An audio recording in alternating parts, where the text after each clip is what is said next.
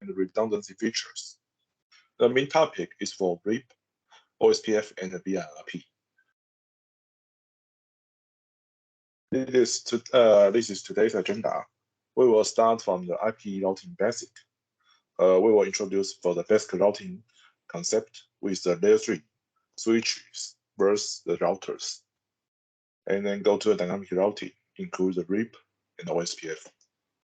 And the third part is a redundancy gateway, which usually we will call that as a BIRP. The next one is configuration guide. We will show how to do the configuration of our switches. And we start from the first part. This is the WAN architecture. For our network design, the inter switches will include the WAN, speed switches, and with the port IP routing, VLAN routing, or multi-case routing. And to connect to the internet, we will use a sticky routing or default routing. And if we do not only want to use static routing, we can also use the dynamic routing, like a RIP or SPF, or the other routing functions. And the routing function is destination-based forwarding. So each router will make a local decisions to forward the package to the destination. So we know the network topology, we know the network design, so we can start to discuss what is routing. For this topology, we will have a host in the subnet 10.120.2.0, and host B is at 172.60.1.0. There is two subnets, so usually the host A cannot discuss with the host B. For this reason, we need to use the routing to fulfill the request. So routing is a method that allows a system to form a network path to the other systems. And the router is a network devices using to route traffic between different subnets. To routers or router, they need to know the destination address, the source it can run from, and the user, and include the possible routing, best routing. And the next one is a maintain and verify routing information. So do you have any question about this one?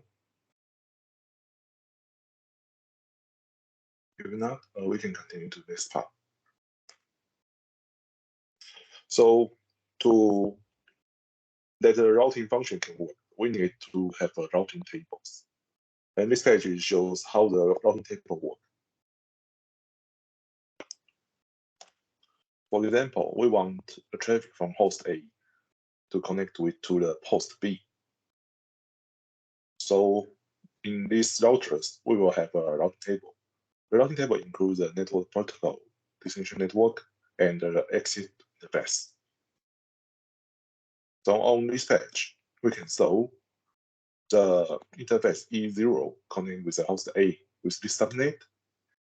So the 10.120.2.0 is connected on interface E0. And also because the traffic needs sent from the host A to host B. So this router learn the connection, learn the destination IP address 172.60.1.0 with a S0, which connect to uplink to send the traffic to a host B. So follow this design, the router must learn the destination that is not directly connected to the router. They will through the routing protocol to learn that.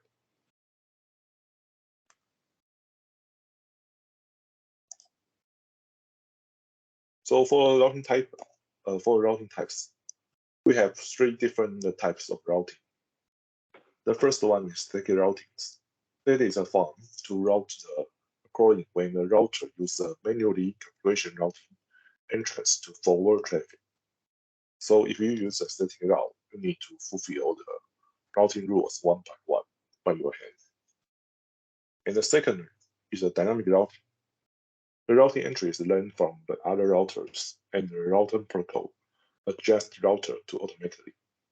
So this, when you use the dynamic routing protocol, the routing table will be learned from between different routers. And the last one is the default route. Default route is used into direct package with destination that is do not match to any other route functions in the routing table. That means if the router do not know how to send the package with the destination IP, still will use the default route to send the traffic. So do you have any questions? Okay. So we start from the first step, the static route. Thus, when you use a static route, they will not overhead on the routing CPU, and also they will not have any bandwidth usage between routers because they do not need to exchange information between the routers. They will direct set up by the administrator. And due to that is static, they will not be changed by any other protocol functions. So they will be more secure than the other function. Just for example, in this topology, if you want to fulfill the routing functions, you need to input the routing rules one by one. So how many subnets you want to connect, then how many rules you need to create on the switch.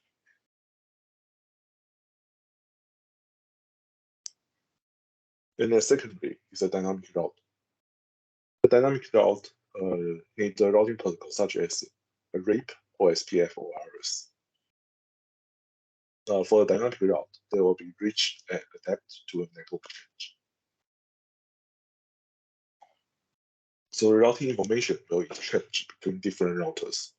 The different routers will exchange their connection network with the other routers as a learning destination, so they can exchange run table and know how to send the traffic to their destination. And for details, we will introduce later. And the last one is default route. This can be used as a default route on a stub network. That will allow the stub network to reach all unknown network beyond the router A. That means you do not need to define the networking subnet one by one. Once the router B get the destination that is not on that table, they will send all traffic to a default route.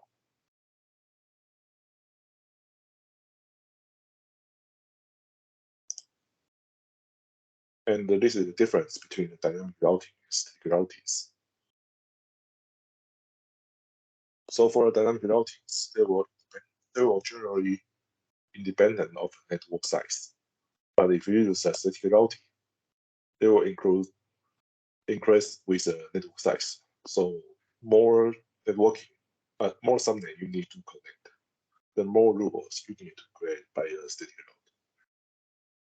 route. For the no required knowledge, because static route, you just need to input one by one. So you just need to get the full networking list and input the routings, input the rules in switch or router. But for dynamic routing, you need to know how to configure dynamic routing to let the switches or routers to exchange information with each other. And for topology change, if you use a static routing, then you need to know how the topology change and modify it one by yourself. And if you use a dynamic routing, they will automatically they will automatically exchange the information between the routers. And for scale, the dynamic routing will be simple and convey topology. But for static route, they will only use for simple topology. And for security, because dynamic routing need to exchange information between the routers and switches, so they will be less secure. And static route, they need to fulfill by the administrator, and only the administrator can be controlled, so there is more secure. And for resource usage, due to the static route is manually set up, so they will not have any extra resource. But dynamic route, the switches and the routers need to exchange the informations, so they will use more CPU, more memory, more memories. And for the predictability, the dynamic route will be dependent on the correct topology. But for the static route, the traffic destination will always be the same due to the setup is fulfilled by the administrator.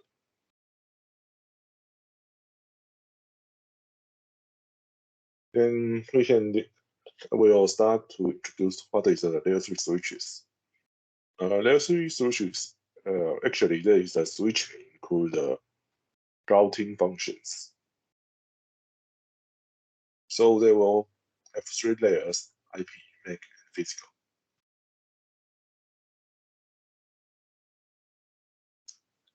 For layer 3 switches, the wide speed switches and the IP routing capability is embedded in the layer 3 chips. So we can have a multiple broadcast domain, which we use as an IP subnet relay within a switch platform. So the layer 3 inter-routing will be popular, simple and enough for most industrial application.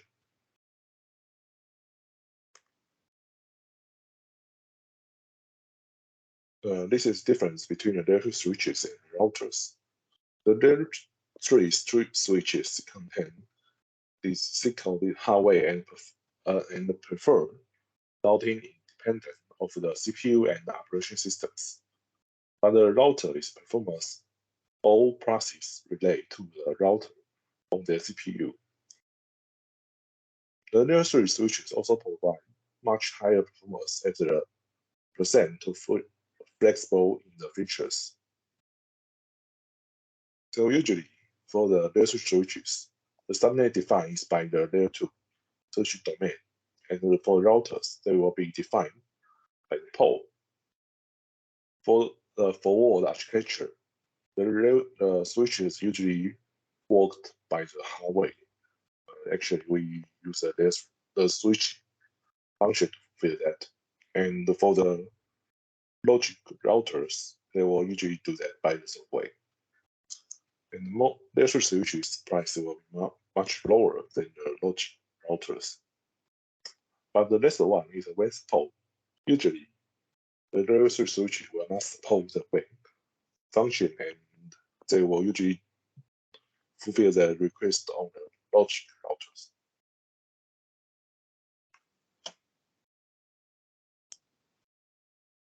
So for the IP routing basic, do you have any questions on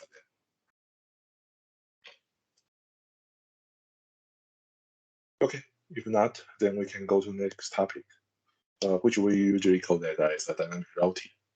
With the first function, routing information protocol, we usually call that RIP. When we start from the dynamic routing functions, we need to introduce the difference between the link status and the other one is direct victory. For link status, the link means the interface of the routers. The status means the description of the interface and how connection to neighbor routers. So when we use link status routing protocol, operated by sending link status advertisement to the other link status router to build up the link status database. For this type of dynamic routing protocol, which we usually use as OSPF. So here's a summary of the link status.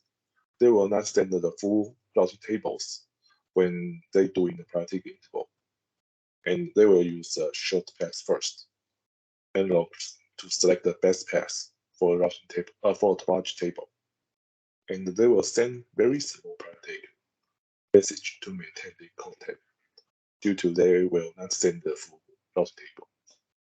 And that will be sent a triggered update instantly when network change. And the next one is the destination vector. The destination means how far away. They usually call the matrix. And the vector with which direction. Which direction include the interface IP address to the next router.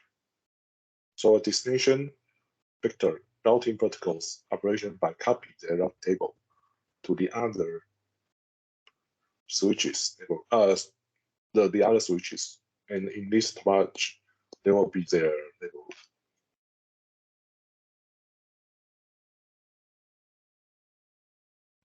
Okay, and this is simple topology. We will discuss and show how that works later. So for the destination vector summary, they will send the full routing table in priority interval. So they will use more bandwidth for network. They will update by broadcast or multicast. And due to they need to send more information, so the convergence will be slower than the other type. They will view the network topology from neighborhood perceptions, and also susceptible to routing loop will be affected if the system is not configured properly. And this is the difference between the destination vector and the link status. Because the destination vector will use the less hard path, so they will choose the A, C, D, B to send the destination, to send the traffic from router A to router B. But if we use the link status not only show the hub, also they will check the link speed between different routers. So if we use the link status routing protocol, they will include to check the connection speed between the different routers and make sure they can send the traffic through the fast way.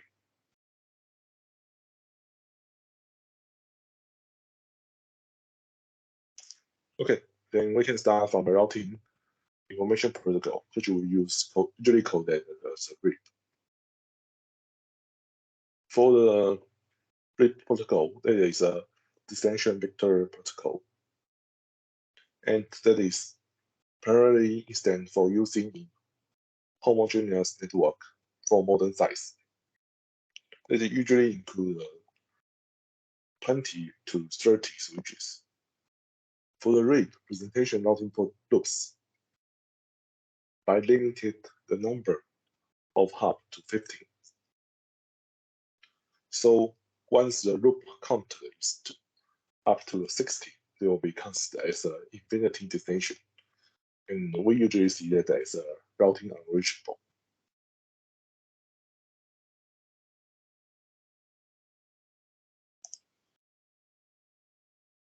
And for when we use the RIP, each router creates its routing table based on the routing information exchange between their neighborhood.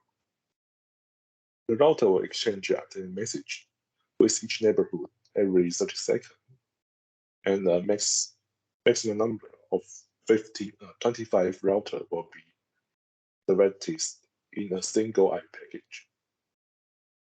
And for RIP, there is two regions, V1 and V2.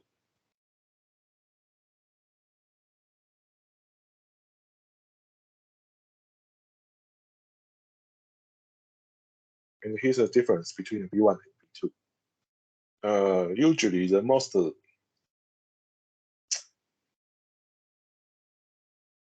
when you use a V1, they will only support the classical routings. And when you use the V2, V2 support the classless routings. The classical routing means the routing information only send the destination IP. It will not include the subnet mask during the exchange the routing information. And the classless routing will include the subnet mask. And the second difference is the V1 is sent to the routing table by the broadcast. So every device in the network will get the update by the switches which use RIP V1. But if you use RIP V2, they will send by the multicast address. So only the switch which is joining the multicast group will get traffic by routing update. And our switches usually if we want to use RIP, the devices usually support RIP V2, and our switches also only support the V2 version. So we just need to know how the V2 works.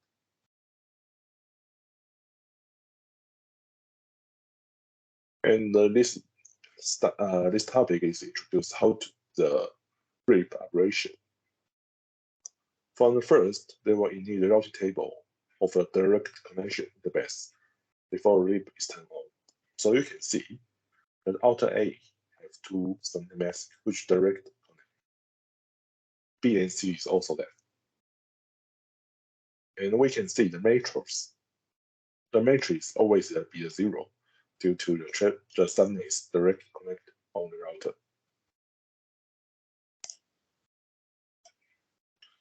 And once we enable RIP, the switch will start to exchange the routing tables. So the router A send the tables to router B, including network 1 and network 2. So router B will update the network 1 table and set up a matrix 1 because the update is from the router A. Also, router B will send back the routing tables to router A, so we can also see the network 3 on the router A. And that is the same with the router C, but at that time, router B was sent the routing table include network 1, 2, and 3. So we can see on router C, we can find the rules with network 2 in the matrix 1 and network 1 with matrix 2. Due to the network C need to pass two matrices to connect the network 1. And also the same, so they will send the routing informations between each other and make sure the routing tables is the same.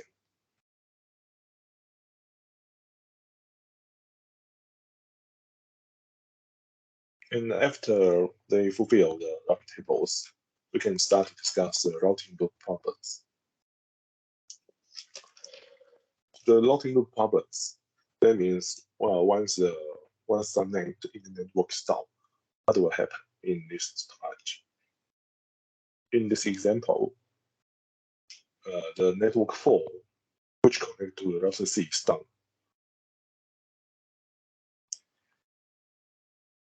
So if the router C send the update to the router B first, there will be no problem. But once the router B send the update first, then the router C router C will get the update to network 4 with a measure 2 due to they get the routing table with a network 4 and measure 1 from the router B. So that once they get that, they will recall on the routing table and add the one matrix and the matrix 2. And so on. Router C will send this table back to router B. And this, due to the network 4 is not directly connected on router B. Router B will update the table and add the one matrix as a matrix 3. And so on the router A will update to 4 and loop back. So they will connect to update the matrix until the hub reach to 60. To resolve the issues, we have a few functions we can focus. The first is the supply totalizer. This function will never send the information about a route back in the same direction which is originally information coming. For example, when the router A sends update to router B about any failed network, router B will not send any update to the same network back to router A. And the next is the Poisson reverse. Data is provided the large loops. And this function will override the supply totalizer rules. If we use that, once the router B receives a route Poisson of network 4 from router C, router B will send an update back to router C with the same Poisson hub count to 60. So they will be not sent anymore.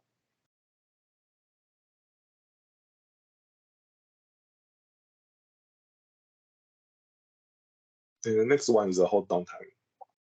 That is prevent incorrect routing information from the entering routing tables. That is after a routing is advanced down, the routing will start a hold downtime of the router. For example, when the B receives a router Poisson update from the C, they will mark the network 4 as a possible down. And this routing table, in the routing table and start the hold down time for network 4. In this practice, they will receive an update from the C information that the network 4 is recovered when B will accept the information and remove the hold down time to allow the data to go to.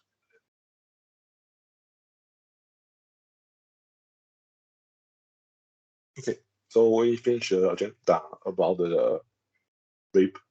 Do you have any questions for that?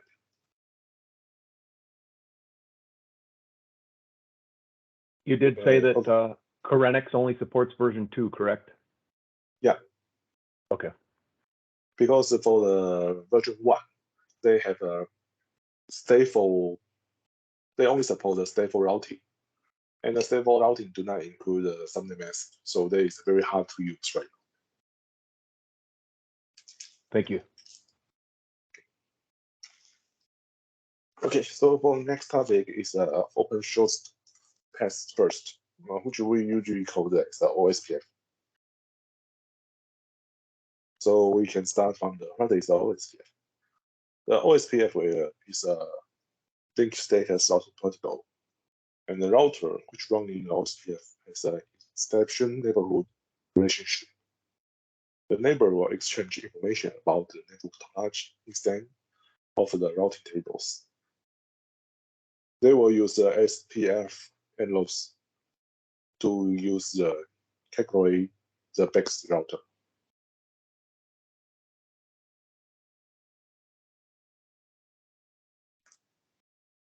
And here's the background. Okay.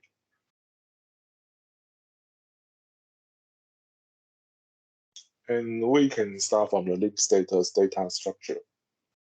For first, will be as finish the routing address that is using to found all neighborhoods, which is using the OSPF. And the second one is discover routers.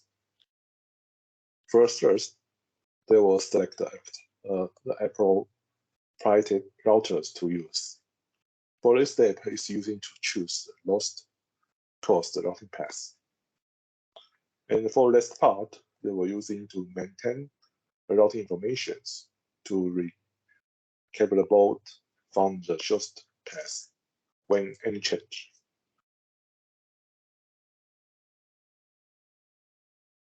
Okay. And here's the there is a general shortest path functions. From first, we will start from the OSPF routing domain, and we will update the information as a link status database. And with the SPF agrees adequacies to fulfill the SPF tree, and after finishing the SPF tree, there will be generate the OSPF routing tables. So we can start from the OSPF table, OSPF domain first. For this topology, we use the router A as example. For the router A, they will update their link status agenda. Link status advertisement with the neighborhood information and include the matrix due to they have a 3 connection this network. And they will flood the LSA to all switches. So we will have a LS database include all routers from A to F, and also include a matrix to different routers.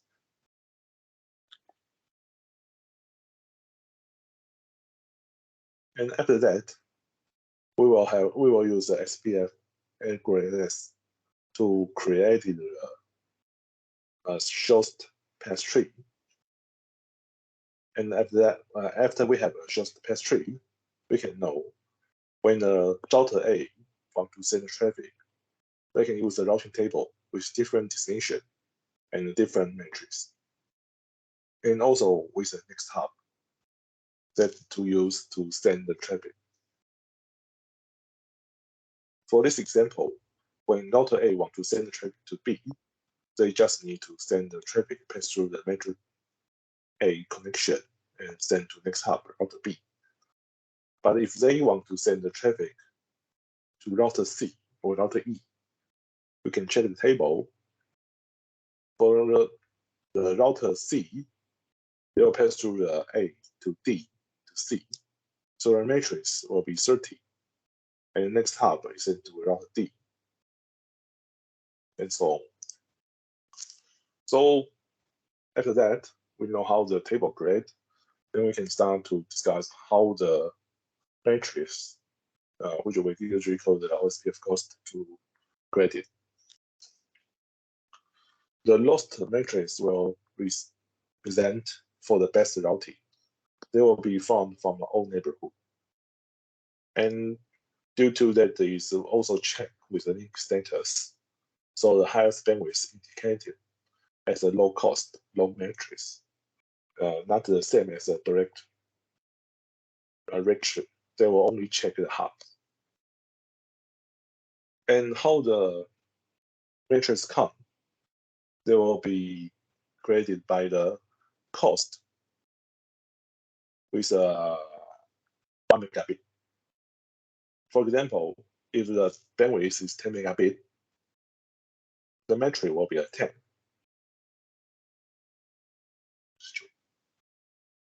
So the metric can be manually changed per needed. So you can change the matrix by yourself, by manually with different interface. The values is from 1 to 1677, 7 to 15.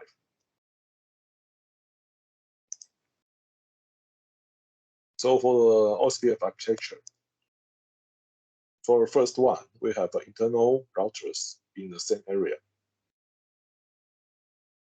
And we will have a backbone routers to discuss different area.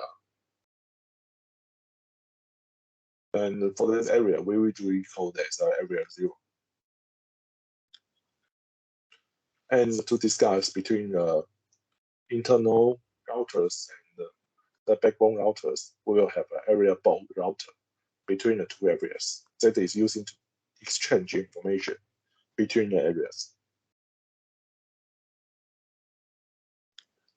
And also, we will have autonomous system bound routers to discuss with a network which is using different routing functions, like a RIP or a different OSPF structure.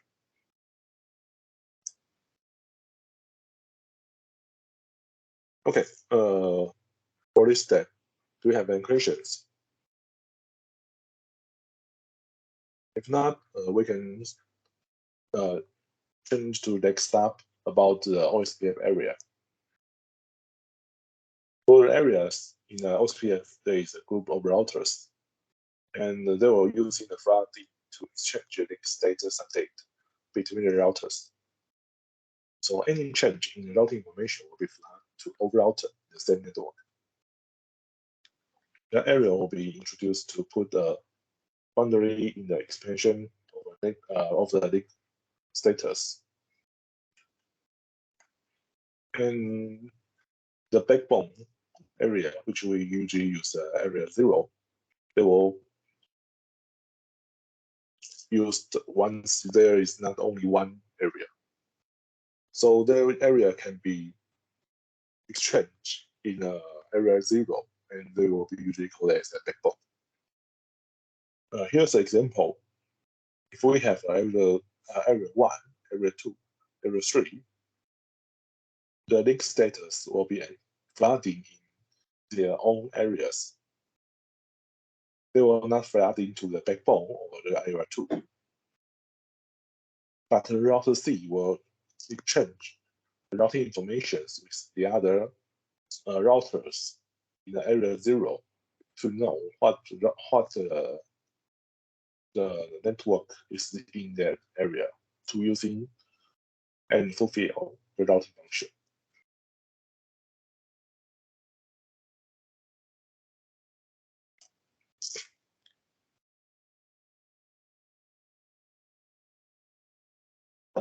Okay, and his page is the difference between the RIP and the OSPF.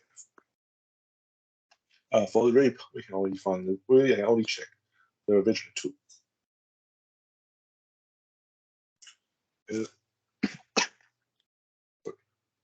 Actually, the most difference is about the path selection. The RIP version 2 is using the hard path, and the OSPF is using short path. And the protocol, the RIP is using the UDP, and the OSPF is using IP with multicast to send traffic. And then convergence time, the RIP is shorter than OSPF.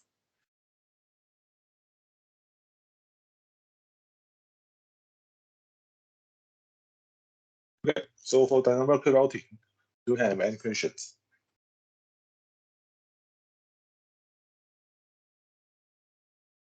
If not, then we can go to the redundant gateway, which we usually call as VRP. For the VRP, it's called a virtual routing redundancy protocol, and there is an internet protocol that is provide a way to have one or more backup router, which is using a statically conversion router on the LAN. And here's the topology, which we use as a VRP.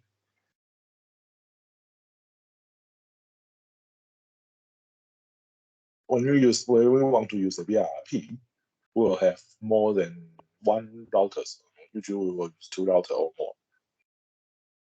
And we can follow this topology, we can find that the first one is port 2, and the second one is using port 3. And between that, they will create a virtual IP address as a port 1.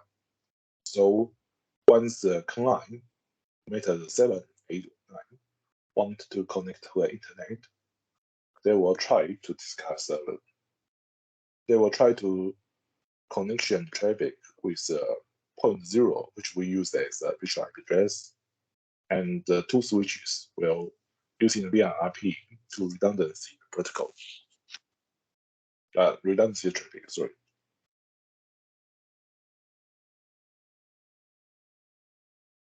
And for the BRP status, they have 3 option status. The first one is an intestation status. And the second one is a master status. And the other one will be as a backup status.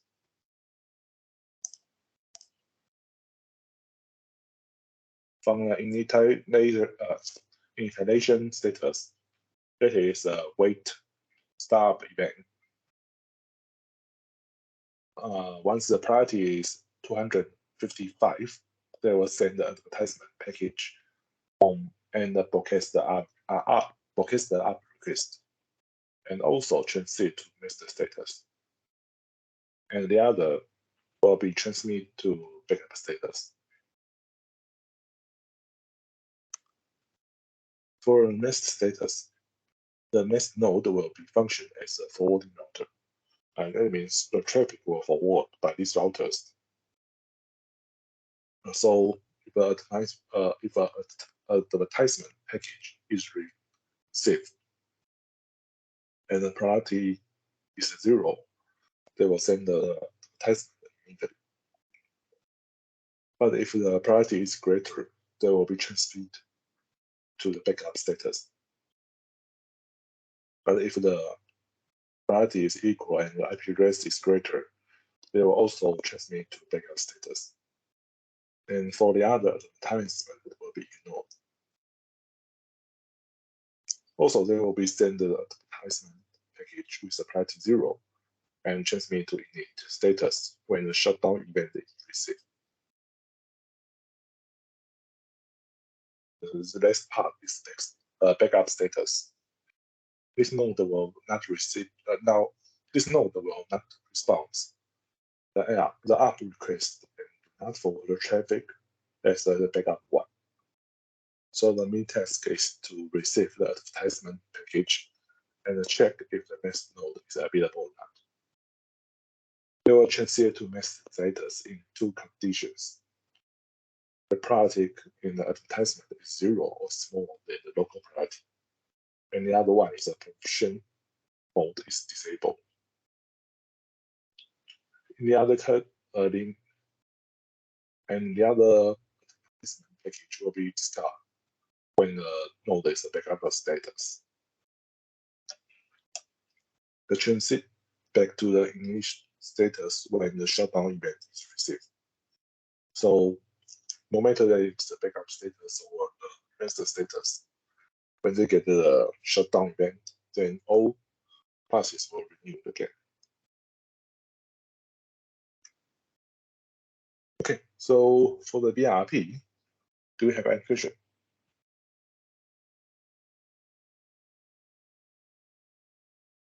If not, we will start to show how to do the configuration on our switch. For routing configuration concept, we will start from the assigned VLAN members, and then create the VLAN routing interface. And the third step will be enable routing function. The next step will check the routing table. So this is a RIP topology which we will use.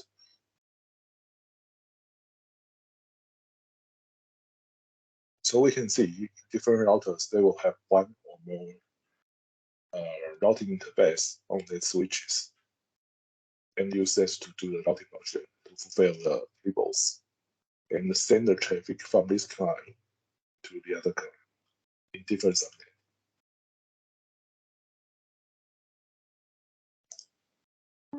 So this is a CLI which we create VLAN. Also, we can do the configuration on the GUI. Just to make sure the port which connect to the client need to use the access, and then the other one use the trunk. and also modify the PBID.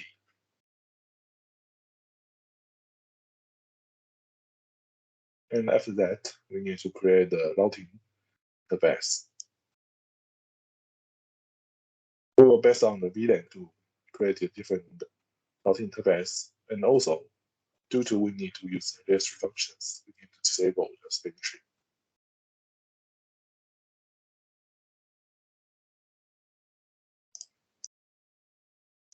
And the SSM with a VLAN, we can create that by the web GUI. Just make sure the status changed to the enable, and the sending mask is correct.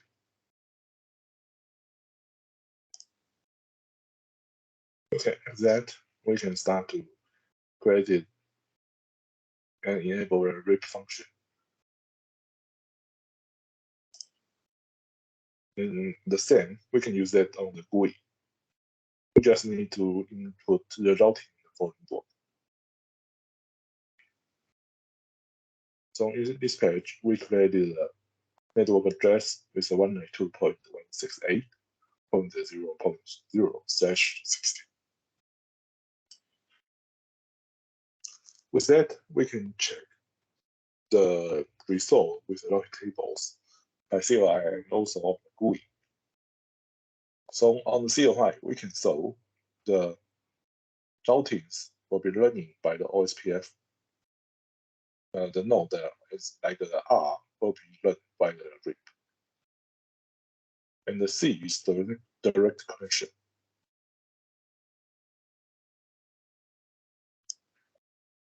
Also, we can show that on the web GUI. And the same, if the networking is directly connected to a router, they will show the protocol is connected. And if they're run by RIP, they will display on the protocol. And also, we can show that with a connection var networking and the interface.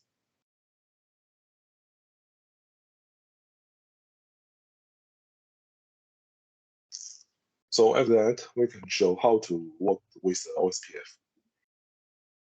The OSPF topology is the same, but in this topology, we want to specify to the two areas.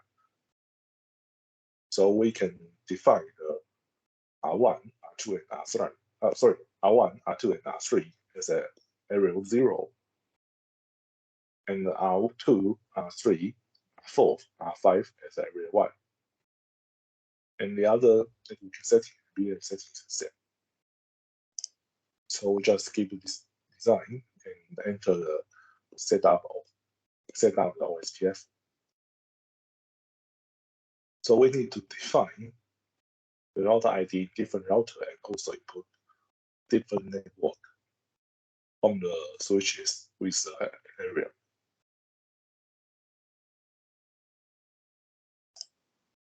Also the same, we can define that by the web GUI. Just to make sure the protocol function is enabled and the networking directly connect to the switches is set up by the routing for networks.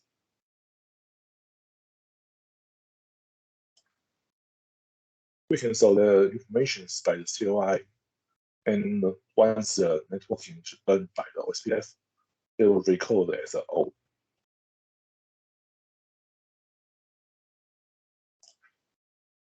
And the same, we can solve that on the GUI.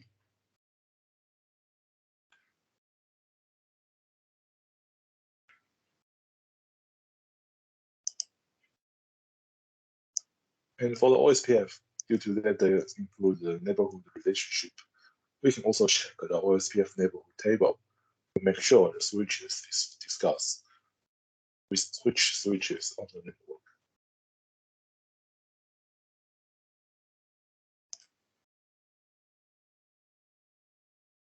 And if we want to check the link status database, we can also check that on web GUI.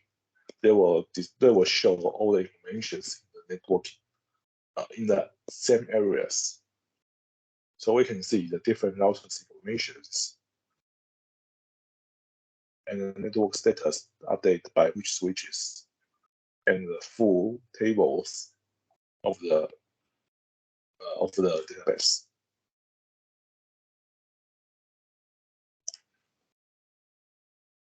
And the next one is the VRIP page.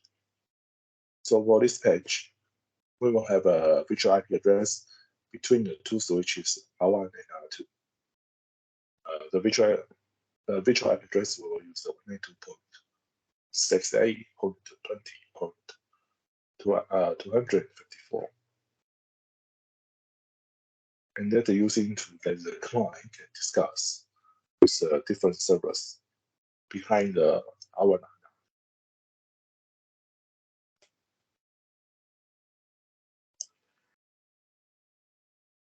So we need to define the VLAN first, and then enable the VRIP on the VLAN interface. And also, if you want to specify the masked switches, we need to modify the priority of the switch. If we do not modify the priority, they will define the priority with the IP address.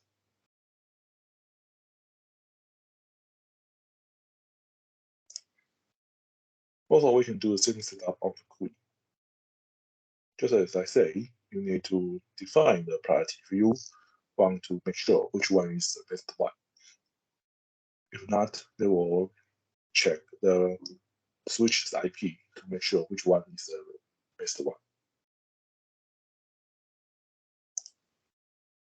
Okay, so this is the next topic of today's introduction. Do you have any questions for this topic?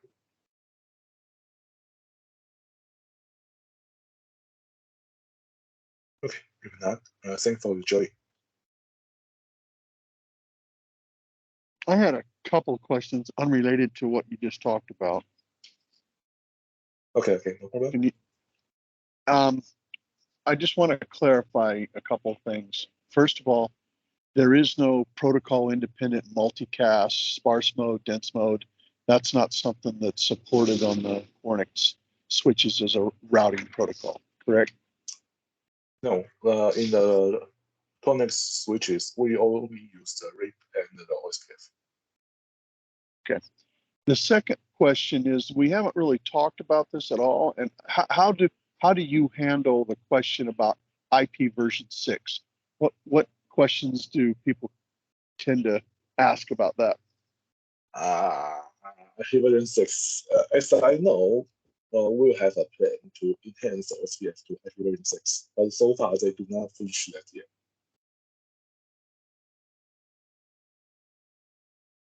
So maybe we can discuss with the PM and check the roadmap about the enhanced overall OSPF. Yeah, no problem. I want to make sure I didn't miss it by chance. I know it's a huge, both of those two things I just mentioned, multicast routing and IP version 6 are a very serious, significant development effort. So I can see why they probably haven't done it. That's all I had. Okay, thank you. There will be a huge enhance, so maybe they need more time to do the enhance on all switches. Curious, Douglas, do your customers in Asia Pacific, do they ever ask you about IP version 6? Is it something that you're running into? Actually, once I work as in Cornix, they usually use IP version 4. But once I worked on a commercial networking company, they usually use IP6, some ISP. So they depend on the usage scenario. On the commercial, they start to use the IP6, actually IP version 6, but in the infrastructure network, so far as I saw, they usually still use the IP version 4.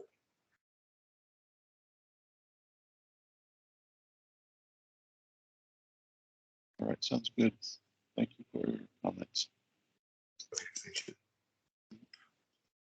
Okay, and if there is no more questions, I will update the slide in the discuss.